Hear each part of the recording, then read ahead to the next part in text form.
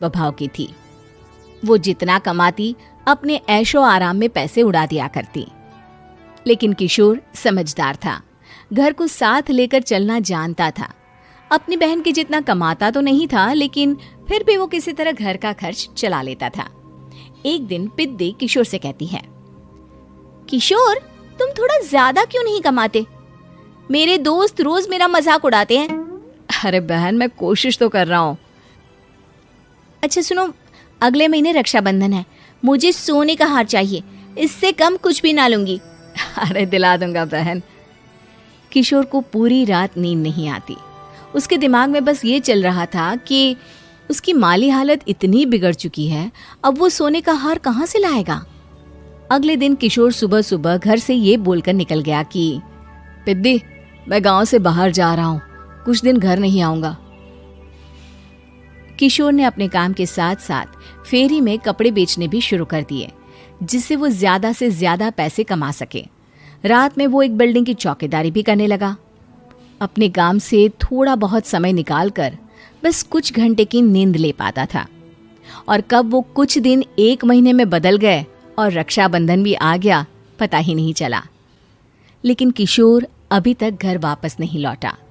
जहां वो काम करता था, पिद्दी के नाम का गुल्लक रखा हुआ था। किशोर ने उस गुल्लक को फोड़ा और सारे पैसे इकट्ठा करके एक सोने का हार खरीद लिया। घर में पिद्दी किशोर का इंतजार कर रही थी। तभी किशोर आता है। कहाँ चले गए थे? 4 दिन का कहा था और 1 महीने से पता नहीं कहाँ गायब हो गए थे। मैंने बस एक हार मांगा था और तुमने तो घर ही छोड़ दिया। अरे मुझे थोड़ा काम मिल गया था। कुछ नहीं, सब समझती हूँ, बहाने थे तुम्हारे। अपनी बहन के लिए इतना भी नहीं कर सकते, कैसे भाई हो? चलो यहाँ बैठो, राखी बांधती हूँ। पिद्दी ने किशोर को राखी बांधी। वैसे ही किशोर ने अपनी बहन के हाथ में सोने का हार रख दिया। उसकी खुशी का कोई ठिकाना नहीं था। वो मिठाई खिलाए बिना ही नेकलेस लेकर चली गई और शीशे के सामने अपने गले में हार रखकर देखने लगी। किशोर ने लड्डू उठाया और खुद ही खा लिया। ऐसे कई साल गुजर गए। एक दिन पिद्दी की नौकरी छूट गई। अब वो पूरी तरह किशोर पर डिपेंड हो गई थी। आए दिन किशोर को अपने महंगे महंगे शौक गिनाकर उससे पैसे मांगा करती थी। किशोर, कुछ पैसे देना, मुझे पार्लर जाना है। किशोर बिना कुछ बोले उसे पैसे दे देता। ये क्या, 500? अरे इतने में तो मुझे पार्लर में एंट्री मिलेगी बस। अच्छा, देता हूँ ना ज्यादा। अरे कैसे भाई हो, अपनी बहन के लिए इतना भी नहीं कर सकते। किशोर ने जेब से 2000 का नोट निकाला और उसे दे दिया। किशोर गरीबी में रह लेता था, लेकिन अपनी बहन को कभी कोई कमी नहीं होने देता था।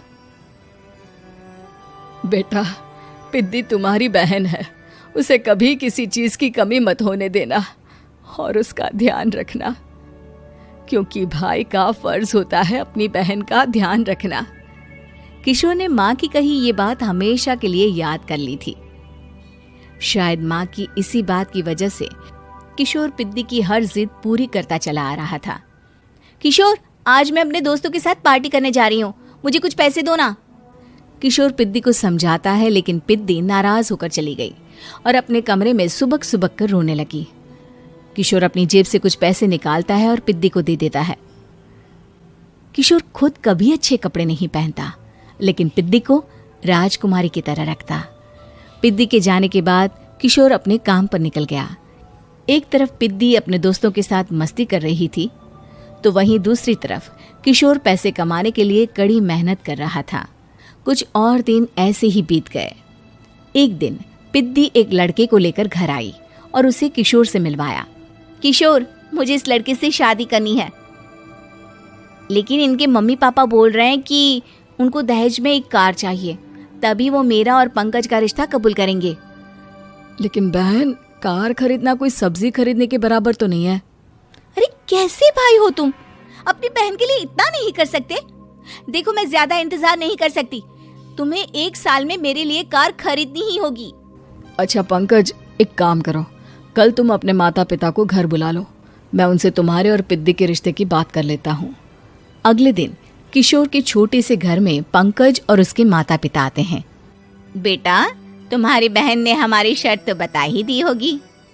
जी, बेटा तुम तो इतने छोटे घर में रहते हो, दहेज कहाँ से लाओगे? मैं अपनी बहन की खुशी के लिए सब कुछ कर सकता हूँ। पंकज और पिद्दी का रिश्ता तय हो जाता है। किशोर अब अपनी क्षमता से 4 गुना ज्यादा काम करने लगता है। सुबह सबके घरों में न्यूज़पेपर फेंकता, दिन में मजदूरी करता और रात में चौकीदारी करता। खूब मेहनत करके किशोर ने अपनी बहन की शादी के लिए पैसे जुटा लिए। उसने अपनी बहन के लिए कार खरीद ली। जब वो पिद्दी के ससुराल वालों से मिलने गया तो उन्होंने किशोर से और पैसों की मांग की। इस बार किशोर हार चुका था। पिद्दी माफ करना, मैं तुम्हारी शादी उस लड़के से नहीं कर सकता। वो लालची लोग हैं, उन्हें सिर्फ पैसों से मतलब है। देखो किशोर, मैं पंकज से ही शादी करूंगी। क्योंकि पिद्दी ने तो किशोर की बात न मानने की जैसे कसम खा रखी थी। किशोर ने पंकज को घर बुलाया। पंकज, तुम अपने माता पिता को समझाते क्यों नहीं हो? भैया, वो हमारी शादी के लिए मान गए, मेरे लिए तो यही बहुत बड़ी बात है। हम एक काम कर सकते हैं, दहेज की रकम में से कुछ पैसे मैं आपको दे देता हूँ। अरे लेकिन समाज वाले क्या कहेंगे? अरे जब दुनिया को पता चलेगा तब ना। अच्छा, कुछ पैसे मैं अपने मालिक से कर्ज में ले लेता हूँ। कुछ पैसे पंकज देता है, कुछ वो कर्जा लेता है और अपनी उम्र भर की कमाई वो अपनी बहन की शादी में लगा देता है। आखिर में पंकज और पिद्दी की शादी हो जाती है। पिद्दी की विदाई के बाद किशोर बिल्कुल अकेला पड़ जाता है। अब उसका कमाने में भी मन नहीं लगता। उधारी वाले रोज घर में आकर बैठ जाते हैं।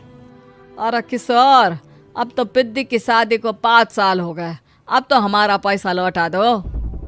चाचा, पिद्दी के जाने के बाद किसी भी काम में मन नहीं लगता। अरे तो हमारा पैसा कैसे वापस मिलेगा? जी, कुछ करता हूँ मैं। किशोर के ऊपर बहुत सा कर्जा चढ़ गया था, इसलिए उसने तय किया कि वो ये घर बेचकर सबके पैसे लौटा देगा। अगली सुबह शहर के किसी साहूकार को उसने